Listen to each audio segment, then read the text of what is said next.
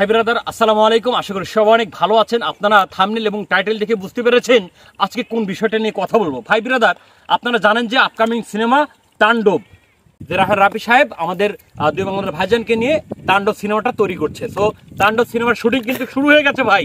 একটা বিষয় নিয়ে আমি যেটা বলতে চাই যে এই যে নায়িকাটা যে সিলেক্ট করা হয়েছে, হ্যাঁ, এক একজন এক এক কথা বলছে। এক একজন বলছে যে নাবিলার কথা বলছে, আবার একজন বলছে যে আপনার জয়া আহসান। সো এই যে বিষয়গুলো, হ্যাঁ, আমি ভাই চাই যে এই সিনেমাতে ইধিকা পলকেই নেওয়া হোক। আমি চাই যে এই সিনেমাতে ইধিকা পাল যদি না থাকে ভিন্ন একটা অন্য কান্ট্রির একটা নায়িকা আনা হোক। তাই বলে আমি চাইবো না যে ভাই অ্যাজ এ সাকিবিয়ান হয়ে যে এই যে বুইরা বেটি, হ্যাঁ, বুইরা বেটি মনে করেন যে যতই চাকচিক্য করুক, যতই মনে করেন স্লিমিং বডি ফিটনেস যাই করুক না কেন, আমি জয়া আহসান যত ভালো অভিনেত্রী হোক না কেন ভাই, তারপর আমি চাই না যে আমাদের মেগা স্টার সুপারস্টার শাকিব খানের সাথে তাণ্ডব সিনেমাতে জয়া আহসান তিনি আসুক এবং তিনি তার বিপরীতে অভিনয় করুক কো আর্টিস্ট হিসাবে। সো এটা অ্যাজ এ সাকিবিয়ান হিসাবে আমার দ্বিমত। সো আমি সেই প্রকাশটা করছি। তো এখন যেটা বলতে চাই ভাই ব্রাদার, আপনারা জানেন যে আমাদের mega star superstar Shakib Khan অভিনীত সিনেমা মানে কিন্তু super duper bumper hit cinema, যার প্রমাণ কিন্তু এই যে বরবাদ।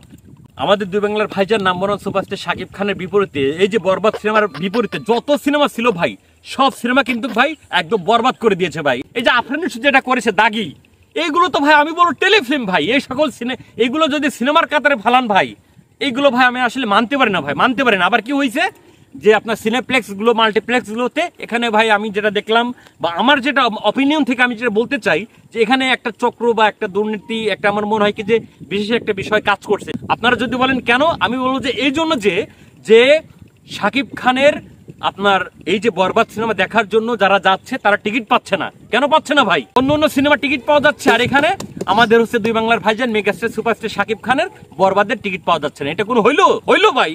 প্রয়োজনে আপনারা অন্য অন্য সিনেমার আপনারা কমাই দেন, শো কমাই দেন, বরবাদের শো বাড়াই দেন মিয়া। হ্যাঁ, আপনারা কি করতেছেন? বাংলা ফিল্ম ইন্ডাস্ট্রি আপনারা ক্ষতি করছেন ভাই।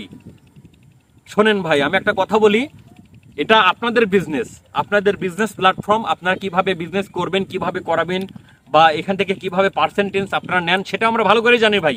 ধরেন 100%-এর মধ্যে আপনারা 75% নেন, আর 25% ধরে নিলাম যে ডিরেক্টরকে বা প্রডিউসারকে দেন। হ্যাঁ, এখন বিষয়টা হচ্ছে যে আপনারা যদি শোটা বাড়ান, যে সিনেমাটার আসলে দর্শকের চাহিদাটা বেশি, সেই সিনেমার যদি শো বাড়ান, সেখানে তো আপনাদেরই লাভ ভাই। হ্যাঁ, আমি যে সকল সিনেপ্লেক্স, মাল্টিপ্লেক্স বা থিয়েটার বা যাই বলুন না কেন, যেসব বিষয়গুলোর কথা বলছি ভাই, আশা করি আপনারা বুঝতে পেরেছেন। আর সিঙ্গেল স্ক্রিনগুলোর কথা নাই বলি, কারণ সিঙ্গেল স্ক্রিনগুলো ওইগুলোর থেকে একদমই আলাদা। হ্যাঁ, থিয়েটার বা আপনার মাল্টিপ্লেক্স এইগুলো থেকে একদমই ভিন্ন একটা বিষয়। এটা হচ্ছে আমি আলাদা একটা সাইডে রাখলাম। বিষয় হচ্ছে যে এই যে দেখেন, বাংলা ফিল্ম ইন্ডাস্ট্রিতে প্রথম একটা ইতিহাস তৈরি করেছে যে এত কোটি টাকা লগ্নি করে একটা সিনেমা বানিয়েছে আমাদের সুমি আপু এবং মেহেদী হাসান হৃদয় ভাই, যে সাহস করে যে এত টাকা পরিমাণ লগ্নি করে বাংলা ফিল্ম ইন্ডাস্ট্রিতে এমন একটা সিনেমা বানিয়ে দেখিয়েছে যে সিনেমাটা ভাই আমি বলবো যে এটা ওয়ার্ল্ড ওয়াইডে কাঁপিয়ে দিও ভাই। যখন ওয়ার্ল্ড ওয়াইডে মুক্তি পাবে এবং সবাই বাংলা ভাষাভাষী যারা আছে তারা কিন্তু বলবে যে ইয়েস, এটাই আমাদের বাংলা সিনেমা, এতদিন পর বাংলা সিনেমা দেখলাম। অনেকেই কিন্তু আসলে হল রিভিউ দিয়েছে ভাই যে ভাই এই যে এত বছর ধরে এত সিনেমা দেখেছি ভাই, কিন্তু এই রকম বাংলা সিনেমা কখনো দেখি নাই ভাই। শাকিব ভাই এভাবে যেভাবে স্ট্রাগল করে নতুনত্ব তার অভিনয় স্কিলগুলো যেভাবে আসলে ডেভেলপমেন্ট করছে, সো এটা অবশ্যই প্রশংসনীয়। আর যেটা বলতে চাই, অবশ্যই তাণ্ডব সিনেমার নায়িকা আমরা ইউনিক একটা নায়িকা চাই, আমরা দেশের কোনো নায়িকা চাই না। কারণ দেশের যদি কোনো নাটক বা কোনো ওয়েব সিরিজের বা কোনো আপনার আর্টিস্টকে নেওয়া হয়, তারা মনে করেন যে একটা সিনেমা কইরা তারা মনে করেন ভাব জমাইবে, আমি সেলিব্রিটি, আমি সুপারস্টার, অমুক তমুক, আমার এত টাকা ছাড়া আমি সিনেমা করবো না মিয়া। হ্যাঁ, আমি চাইবো যে বাংলাদেশি ছাড়া বাইরের কান্ট্রির আপনার শাকিব ভাইয়ের কো আর্টিস্টকে নেওয়া হোক, আমি নায়িকা হিসেবে বাছাই করা হোক। এটা আমি অবশ্যই আজ সাকিবিয়ান হিসেবে, সাকিব ভক্ত হিসেবে আমি এটাই চাইবো যে সাকিব ভাই, আপনার কাছে রিকোয়েস্ট, আপনি বাংলাদেশের কোন নায়িকার সাথে আপনি অভিনয় করবেন না ভাই, এটা আপনার কাছে অনুরোধ ভাই। আর যেটা বলতে চাই, অবশ্যই যে আমাদের দুই বাংলার ভাইজান সুপারস্টার শাকিব খান অভিনীত সিনেমা মানেই আমাদের সিনেমা, আমাদের সাকিবিয়ানদের সিনেমা। আমরা অবশ্যই তার পাশে ছিলাম, আছে, থাকবো।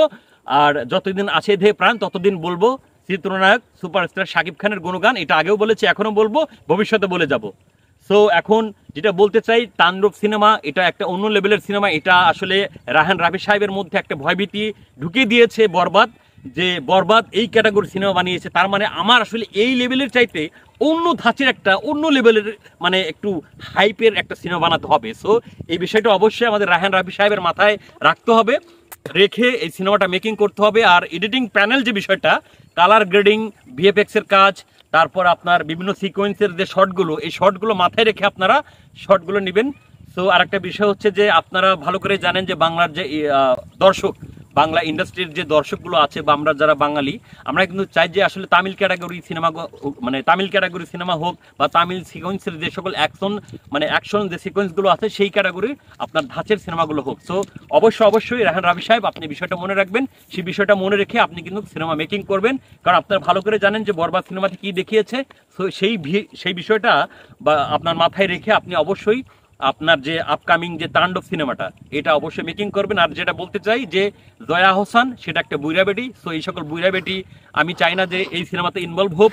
আমি এই জন্য কেন বলছি ভাই, কারণ আপনার ওপর বাংলাতে বিভিন্ন ওয়েব সিরিজ এটা সেটা করছে, বাস আমি মানলাম ভাই সে ভালো অভিনয় করে, কিন্তু তারপরেও আমরা চাই না যে বাংলাদেশি কোনো অ্যাক্ট্রেস, কোনো co artist mega star superstar Shakib ভাইয়ের বিপরীতে কাজ করুক।